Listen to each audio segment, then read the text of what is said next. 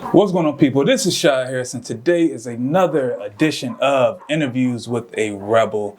And today we have somebody who's actually killing the real estate game right now. The number one in the area. The number one person with the fastest growing team in all of Hampton Roads.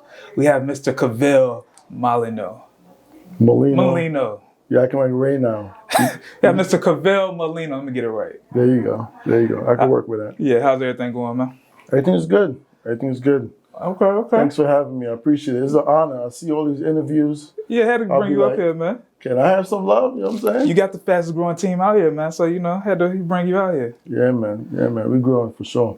Most definitely. So for the people that don't know you, who are you and what do you do?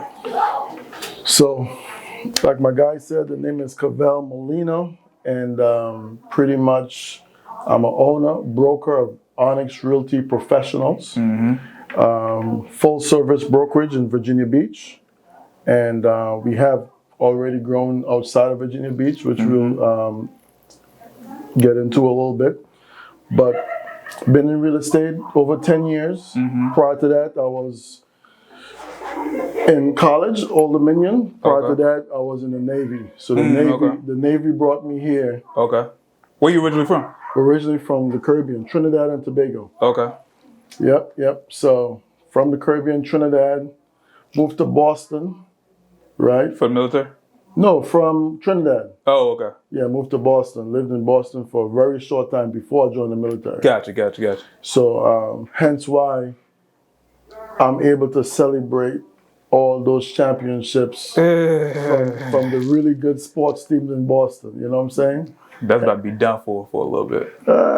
We shall see. Yeah, Celtics still rocking. That's another subject. Yeah. We still rooted for Brady, even though he wasn't with us no more. You know what I'm saying? Yeah. But yeah, so Boston to Virginia, joined the Navy. After the Navy, needed something to do on the entrepreneur side. Right. Always had that business itch and fell in love with real estate. Okay. Became an agent, and after being an agent, learned that craft, got good at it. After becoming an agent, built a team.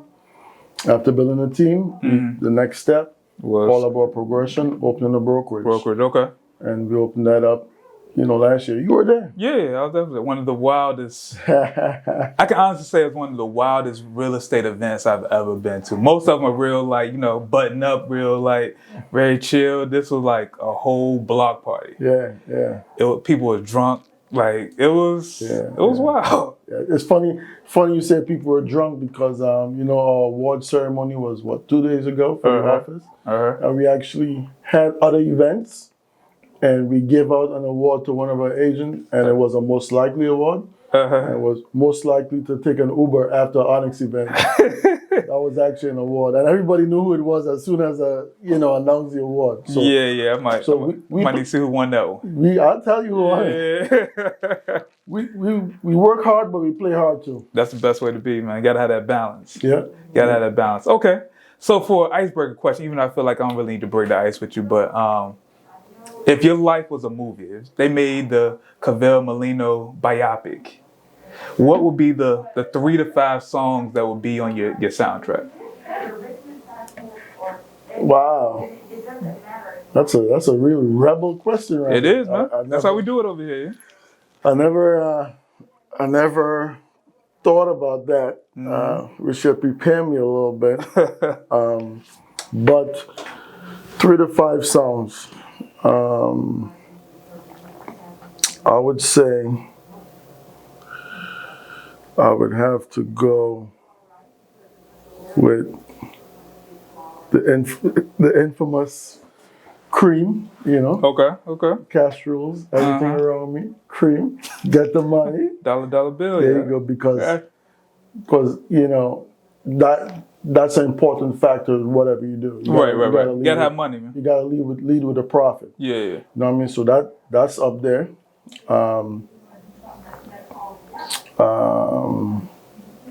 Jay-Z, one of my favorite artists. He have a lot of songs, but because we like to party and stuff like that, I always envision us having fun at the same time. So I gotta go with Is it Big Pimpin'? The one on the boat? Yeah, it's Big Pimp. I was actually thinking about that song. You know what I'm I didn't think saying? you was gonna say that one, but yeah. There you go. There you go. Okay. So that'll be number 2. And number 3, I don't know. Speaking of alcohol, probably like a Snoop Dogg, gin and juice, you know what I'm saying? Yeah, because all the parties are filled There with you go. the libations. There you go. There you go. The libations are always around at the Onyx events. So Okay. it's a little party. Yeah. And party and money and having a good time, you know, because I don't want to mix in any of the other rap songs they may not go along with. Might taint your image a little bit. Yeah. All right, cool. So, what got you into real estate, man? Really and truly, what got me into real estate was owning real estate. Okay. While I was in college, I purchased my first piece of real estate. All right. It was a duplex, close to ODU. Okay. And I lived in one, and I rented out the other side. Everybody say that's the best way of doing it? Yeah, that's the best way to start. Yeah. It's smart. It's low risk, and it's definitely easy to enter. Right. So I did that, and then but what really took it next level was on top of renting out the other side, because each side had like 3 bedrooms, 1.5 bath. Yeah. I turned one of them into 3 bedrooms, 2 baths, and I had 2 roommates from ODU living with me. Okay. Right. So I was in a situation where they were splitting my my monthly bills. Right. And the rent that they were paying, along with the rent that I was getting from the other side, just covered all my expenses. And then on top of that, you know, I was using a GI Bill to go to college from the military, so I didn't have any loan and stuff as far as overhead for college. Right. So I was working part-time at the bank. So I had money coming in, no kids. So you was living good. I was living good, and I realized that part of that was being able to control my cost of living, which was being afforded to me from real estate. Okay. All right. So you went from there to, did you realize that, you know, this life is good, but I need to kind of get into real estate? Or how did that kind of transition work for you? Yeah, so I was trying to figure out what to do when I graduated, because I did graduate with a degree in finance. Okay. And a minor in marketing. So I wanted to get into finance, I know that for sure.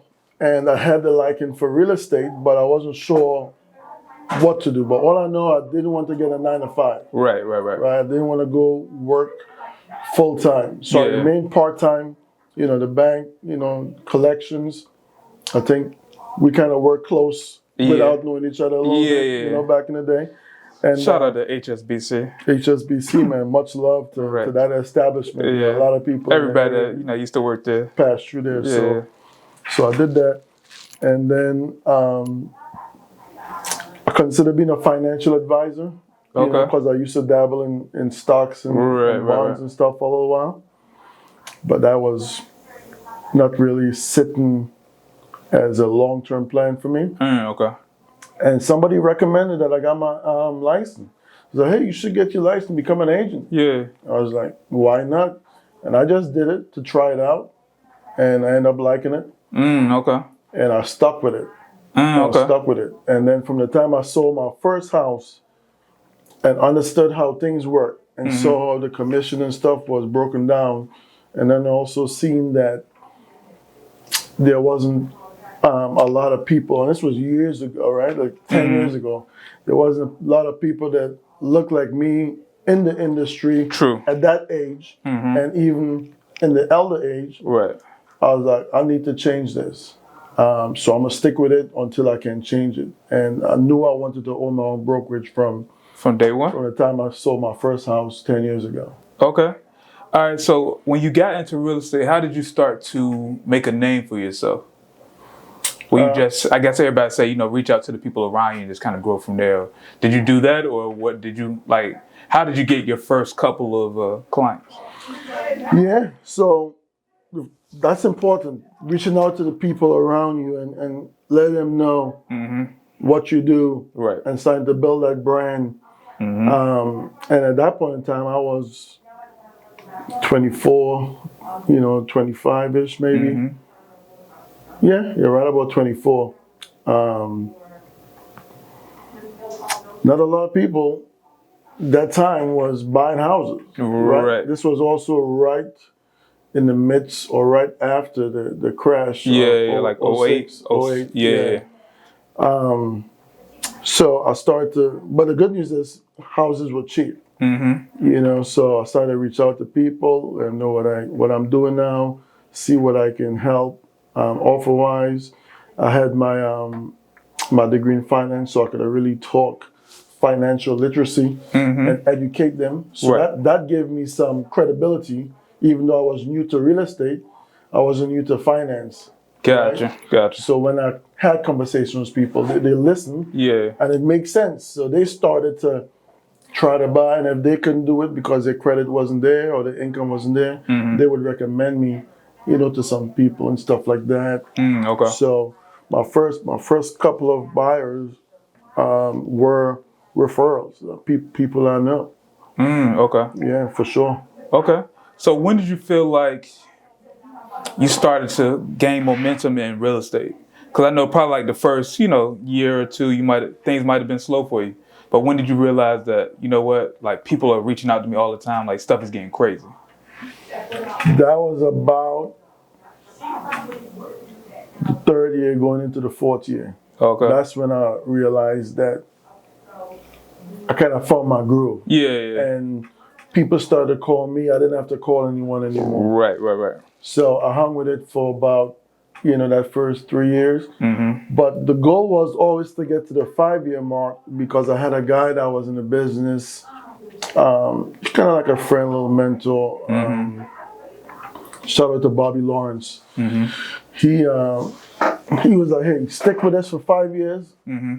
And if you could make it to the 5-year mark, that's it. You're good to go. And why did he say that though?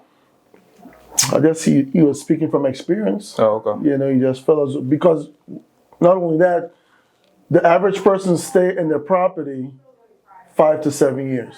Okay. Right. So if you're in the business for 4 to 5 years, not only would you be getting referrals, and not only would you have built a brand for yourself over those years, but you get the people that you also first get repeat business. Gotcha. And those repeat business is not only one sale, it's like 2 sales, because they are going to sell the property that you sold them, and then they're looking to buy something else. Gotcha. That makes sense. Yeah. So you get to that point right there, you could have a really, really good year that would, propel you even into better years. And sure enough, like I did find my groove around that 3 to 4 year mark. But that 5th year took off.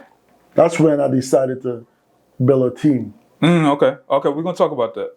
So all right, so let's take it back real quick. For people for agents that are just starting out, I hear everybody say getting that first client is like the hardest one.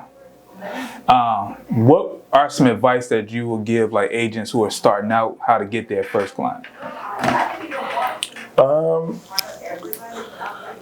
Luckily, times have changed. So to get that first client, you really gotta look the part, right? Okay. So when it comes to social media, make sure that you are representing the fact that you are professional now. Okay. Right? So that means you gotta wear suits and stuff? You don't have to wear suits, but definitely dress, professional. Yeah. For sure. Especially guys. Right. Girls, are easy for them to dress up. They dress up all the time. Right. But definitely, dress the part. I used to wear a lot of suits and ties and stuff like that. What happened? I still do it a little bit. You saw me in suits before, you know what I mean? I don't do it all the time. Right. You know what I mean? But I take fashion very serious, so people know that if I need to tighten up, I'll tighten up. Okay. Because I already built that brand. So you ain't got to do it as much. Exactly. But you know, you definitely want to do that. You want to network heavily, right? And just work on changing the image, because like right now, like if you decide to get out of, you know, your own marketing and you know, videography and stuff that you do, and you decide to get into real estate, nobody know you as a real estate agent. Right. So you kind of got to switch it up so people can like, oh, what you got going on? Then it's like, oh, well, I do real estate now. Exactly. That makes sense. And when they see you, they have to align it together. You can't say this is what I do, but you look like you do something else. Yeah. You know what I'm saying? Yeah. So that's important. And definitely, you know, start reaching out to your folks and touching them. You know, have a strong database. I always tell my people, have a strong database and let people know, you know, what you do.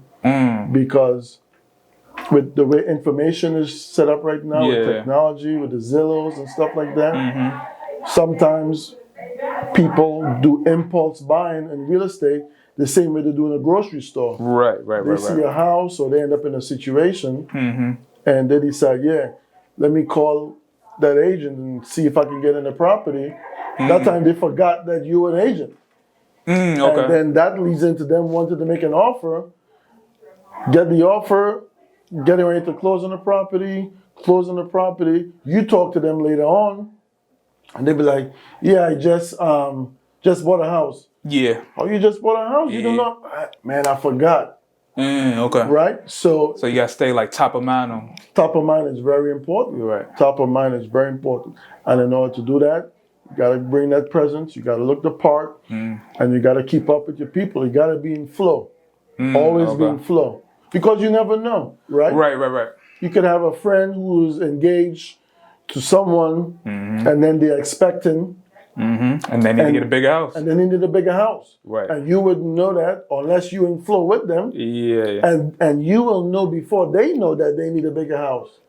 So how do you work that out when you have all these people around you? And I say that as far as like, if you're an agent and you say you got to be in flow with, you know, all the different people in your life, but you have, you know, you might have your friends from high school, your friends from college, people that you just met, you know, your family members. So I mean, you got to pretty much be stalking everybody that you know. Well, you see, that's the difference. You know me. It's not really stalking. It's about relationships. You build real relationships with these people where you just know what they got going on and they know what you got going on because you genuinely care.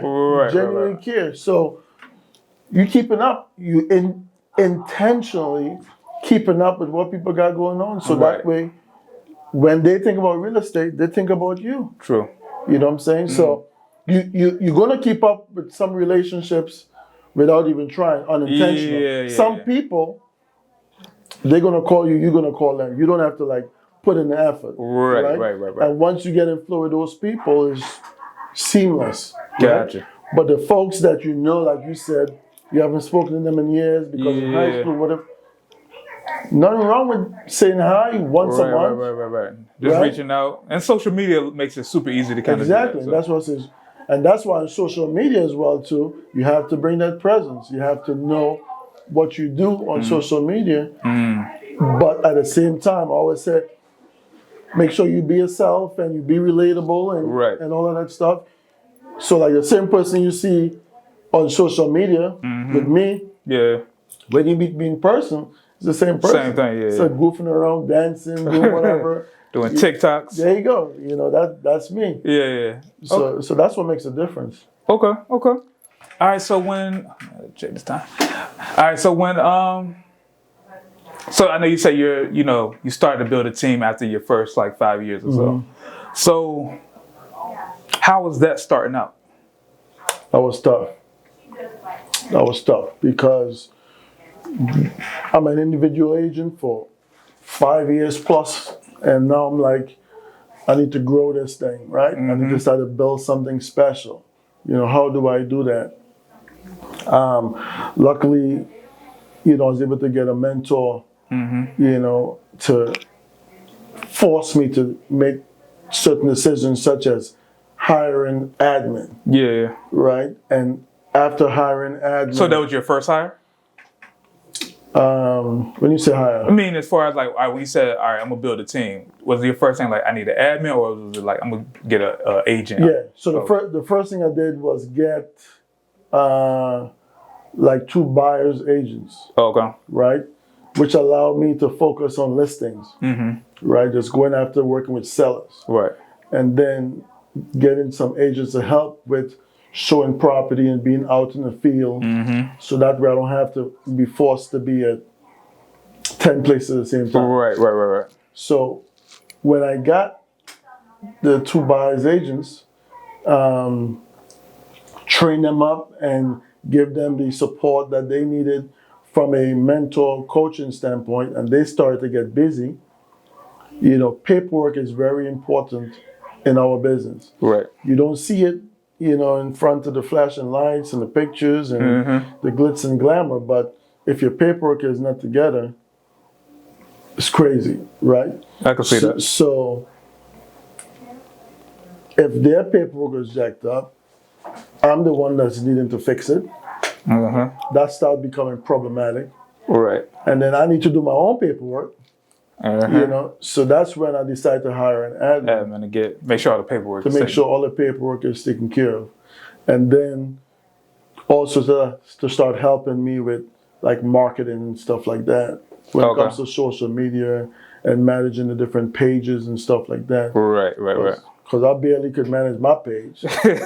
You know, you get on me all the time about posting stuff. Yeah. So we brought on the admin, and they started really getting everybody, you know, organized. Okay. But that was scary because in real estate is a commission-based industry, right? You don't sell, you don't eat.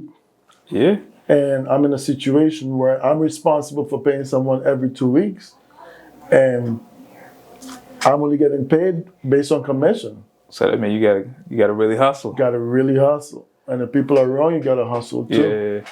To me, I feel like the biggest issue, like just from the outside looking in, as far as starting a team would be how you and maybe, you know, you and other agents are on the same level, but now you're saying you want to be above them, but also have them under you.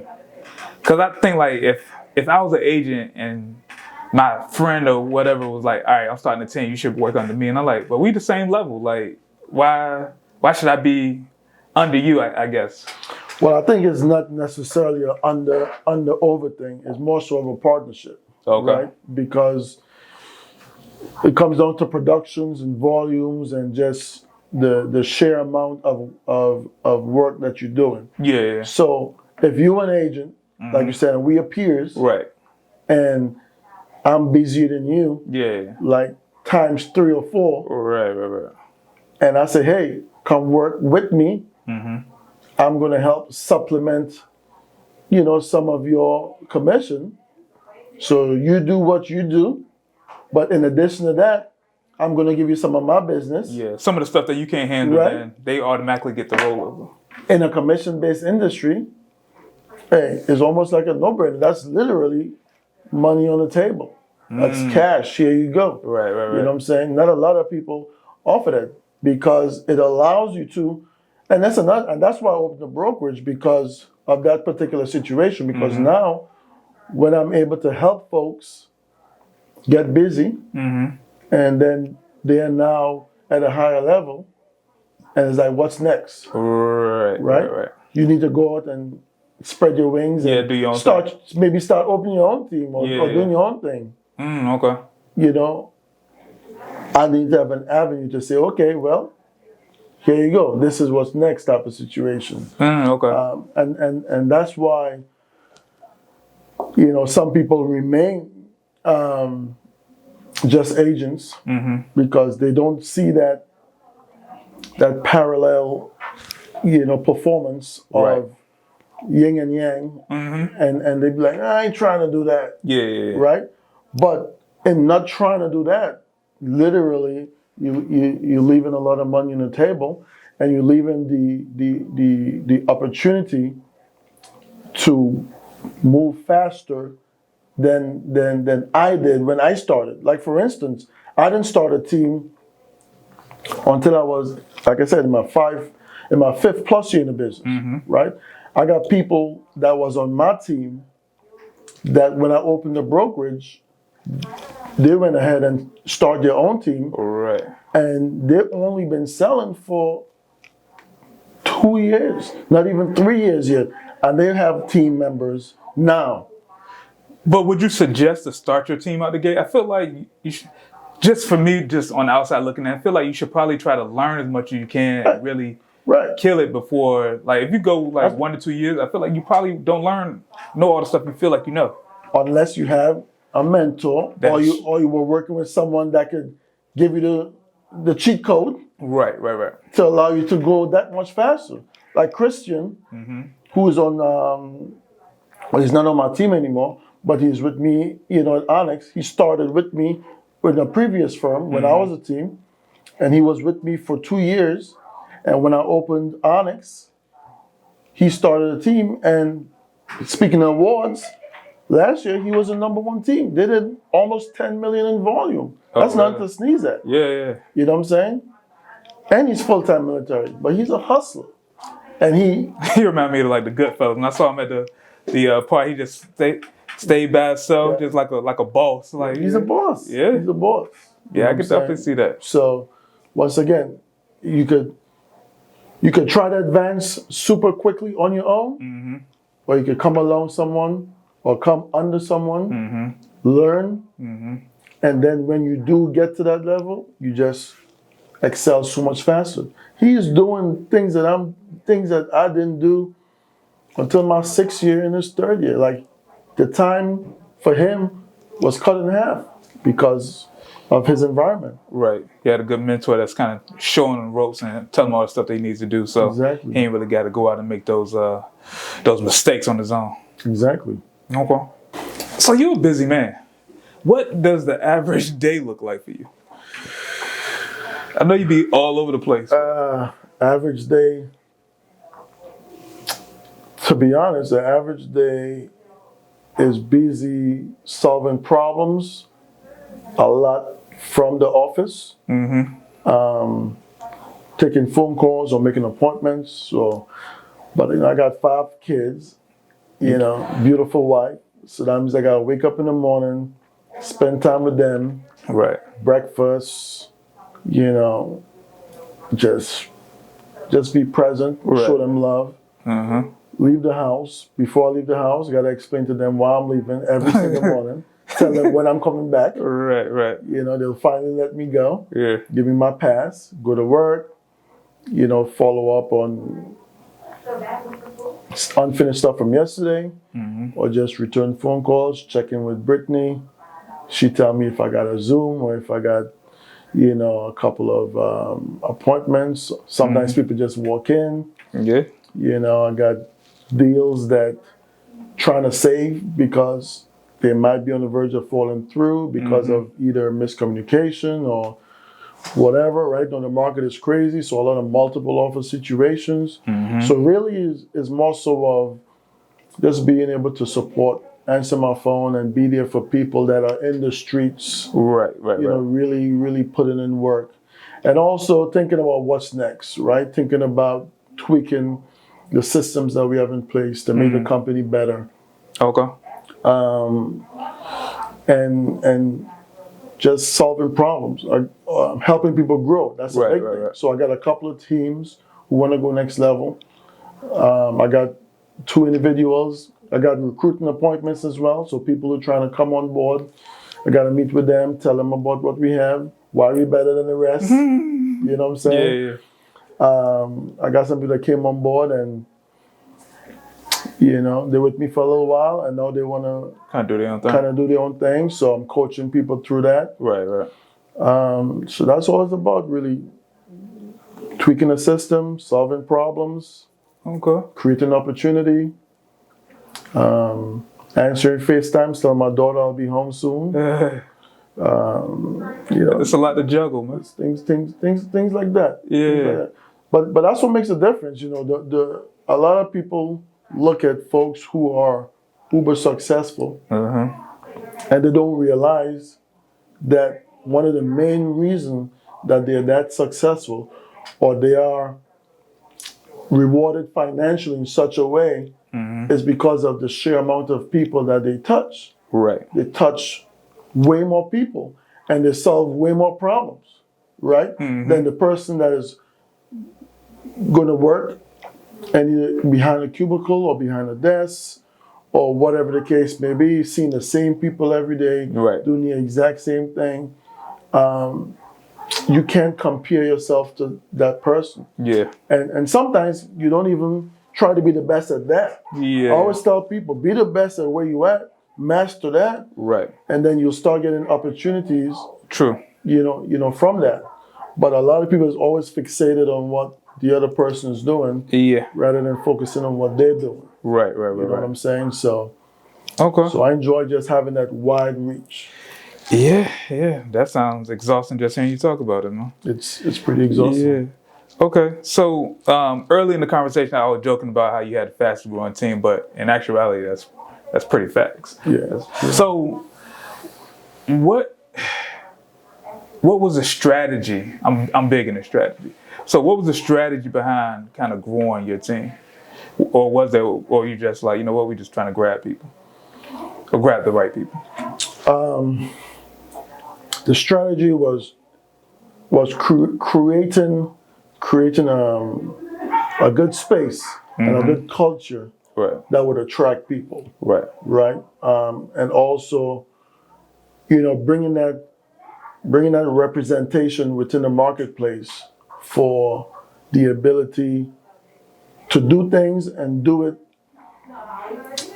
in a nice, fun way and still be able to execute at the same time. Right. Because there's a lot of people in this business that's only in it for the money, or they just really don't care, and it shows. Yeah. You know what I'm saying? So our strategy was, hey, how can we just have good vibes, do good business, treat our clients well, treat our agents well, and spend the money to have the right systems and the right support in place. Like you talking about it earlier, you were like, hey, every time I come or every time I have dealings with your staff, with your admin, it seems like they're on it. Yeah, they're definitely on it. Everybody's good. And that's important. Your admin and your support, they're also part of the team. Right. They're the ones you don't see a lot. Right. But when you call on them, they need to be able to execute. Right. So we made sure we focused on all these little pieces that sometimes go unchecked, but we make sure that those pieces were there. And also the main strategy too was creating a place where agents know that when they come over, it would be about them and highlighting them and putting them out there. So that way they could shine. Not all agencies are like that? No. A lot of times agencies, they make it about whoever's the head person. Yeah, they make it about whoever's ahead. Yeah. Or they don't give you the tools or put the money behind putting the agent out there. You know what I'm saying? They let the agent figure that out. Yeah. But I try to create things just like, the media day that we did. Right. That wasn't for me. Yeah. Right? Right. That was all about the agents. Right. And a lot of them, took advantage of that. And a lot of them, remember, were a little bit intimidated. A lot of them. Right? Yeah. But then once they did it and then they saw the end product, they were very grateful. Right. Started to get comfortable with it so they can do a little bit more, yeah. But that was me pushing them to do that, and allowing them to step out of the comfort zone so that way their brand and their business would, exponentially grow. Right. So that was a strategy, just making it all about the agent, all about the clients, all about the culture and the vibe. Gotcha. And that's not something that you could really put your hand on, right? It's not tangible. Right. It was more intangible. But people feel it. People come into the office. They feel it right away. People see the way we do handle business. They can tell. Like everything is just genuine. They handle business. They have fun. I can hang with them. It's relatable. Right. It's not like not cookie it's not cut, like a not robot. stuffy. Like, A lot of agencies that I've been to are super like nobody's having fun. Just people. It's like it's a 9 to 5. Right. And it shouldn't be that way. It should be a little bit more fun than what it is. So I get it. So that was a strategy for real. Really? Okay. How much of having the grand opening was? Because I gotta reiterate, the grand opening was wild. So I can say it was wild, like people was like all over the place, but people were all over the place. Like they had a live band, they had good food, drinks, like it was just a real good time. Especially during COVID when I haven't been to nothing like that in at least a good year. But being out there and just having just good people just out chilling, the weather was pretty decent. It was as people say, it was a vibe. So yeah, it was good to have you too, man. But all of that was part of the strategy as well, because that's who we are. Right? And it was a bit risky doing it like that. But once again, if you stay true to who you are, it's easy to execute. Right. Because you're not trying too hard. Yeah. Right?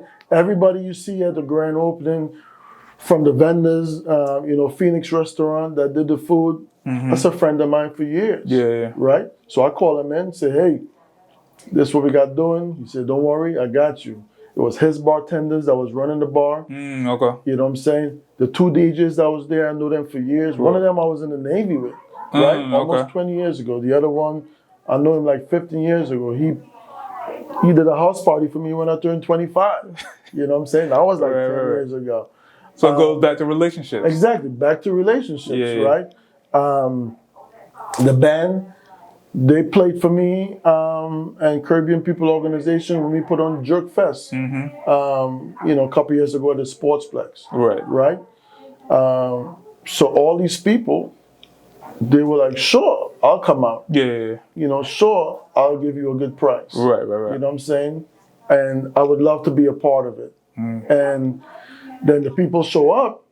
Once again, it's relationships. They show up because they're like, Cavelle having something, it's probably going to be a party. Yeah. No, it's going to be a good time. Let's roll. And in doing that, the fallout or the reaction was positive, because we were able to say, hey, we here. Right. And we're ready to partake in the festivities. Okay. And people started reaching out like, hey, I saw your grand opening. Seeing all the photos, all the videos. Like what you got going on over there. And, that helped us a lot. Right. Okay. All right. So kind of piggybacking off that, I feel like you got to spend money to make money. So what do you feel like was the largest investment that you made that led to like the biggest return? Well, obviously, as a business, your most expensive, overhead, or your most expensive cost to operate, is going to be payroll. Right. So back to what I mentioned before, really investing in having good support for the agents.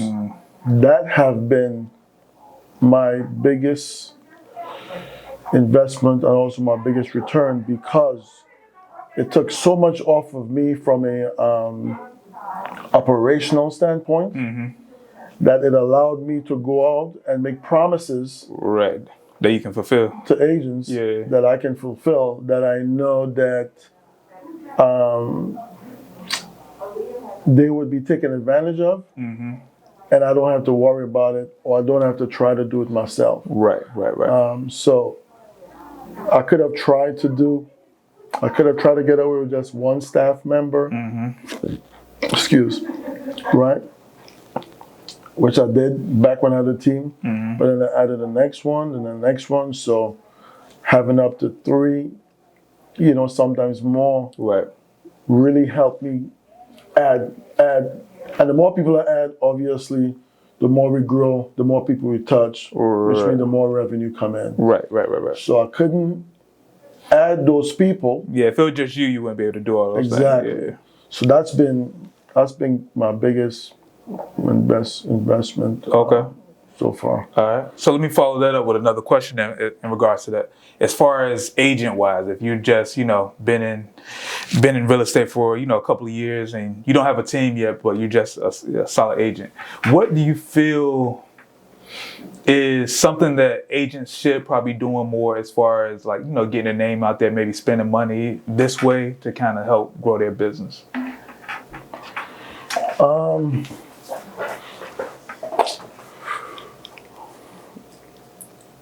Videography is big right now. Obviously, so marketing. Right. Marketing, spending some dollars behind marketing. So that way it's nice and crisp, well put together. Right. Not overly produced, obviously, but something clean. But well put together. Yeah. And taking that off, your agenda and delegating that. It may cost some upfront, Right. but the residuals will start to come in. Definitely do that. Finding a good coach or mentor and be willing to. So the good thing is with real estate and with real estate agents, you have the ability to get a coach through a team leader or through a brokerage, and you don't always have to spend dollars for coaching upfront or on a monthly basis. You could just be willing to maybe get a lower split on your commission.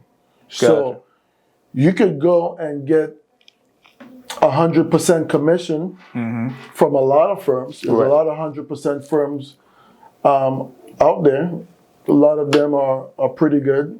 Some of them are just okay. Yeah. But if you're not able to turn the ability to get 100% of your commission into actual business, then essentially you get 100% of zero. Gotcha. Right? And 100% of zero is still zero. Right. But you can go and you can find a team leader, you can find a brokerage such as Onyx Realty Professionals, right? And you can say, hey, I'm willing to give up 30% of my commission and be at 70-30. Right. Or I'm willing to be at, 75-25 or whatever the case may be, 60-40 and all, right? For the first 6 months or the first year. Right.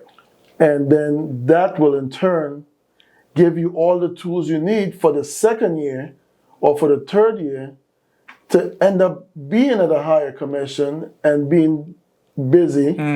Right? Right.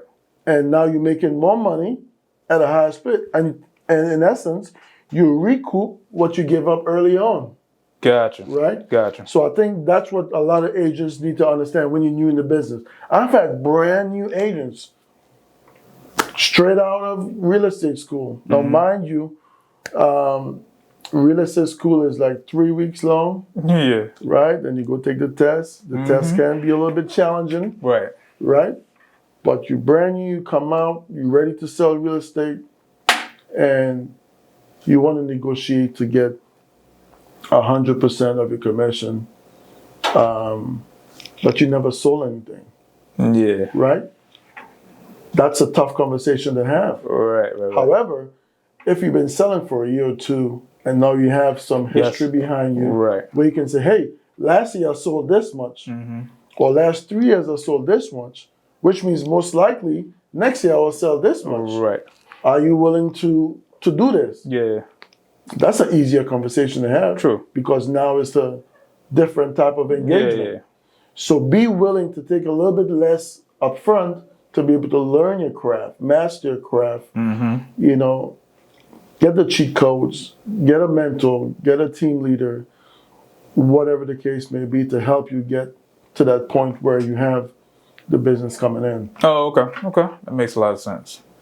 All right. So before we kind of wrap up this conversation, what's next for Cavelle and Onyx?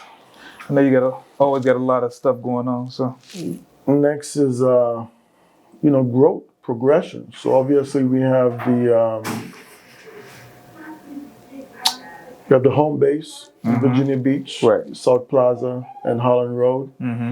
We already signed a lease in Newport News. Oh, really? Yeah, we signed a lease in Newport News. Kind of co-sharing place, Okay. co-working space Yeah, yeah. right now. But we have 5 agents that's working out of that location Okay. in Newport News. So we have a base over there. So that's like it's like a satellite office. Gotcha. And then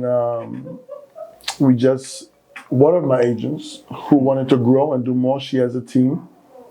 She came to me and we decided that we can grow our footprint in the Western Branch area. Okay. So we just signed another lease over there Okay.